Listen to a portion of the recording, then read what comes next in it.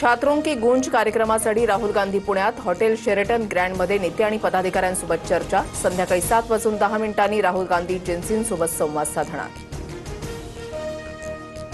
राहुल गांधींचा कार्यक्रम म्हणजे पैसों की गूंज। 3,000 लोकांना 30 ते 35,000 रुपये वाटले। भाजपच्या नवनाथ बन यांचा आरोप, तर पुराव्यांच्या आधारे बन यांचे आरोप पडताळणी होणार। फडणवीसांची माहिती। भाजपाला राहुल गांधींच्या कार्यक्रमाची धास्ती। महाराष्ट्र लुटून खाणाऱ्यांनी थोडी शरम ठेवावी। छात्रों की गूंज कार्यक्रमावरील टीकेला विजय वडेट्टीवारांचं प्रत्युत्तर।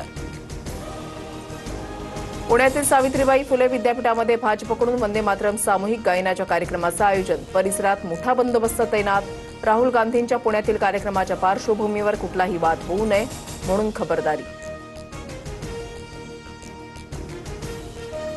राहुल गांधींच्या छात्रों की गूंज कार्यक्रमाआधी पुण्यामध्ये गोंधळ। अभाविप आणि एनएसयूआयमध्ये जोरदार राडा। या प्रकरणी काँग्रेसच्या 50 ते 60 कार्यकर्त्यांवर गुन्हा दाखल।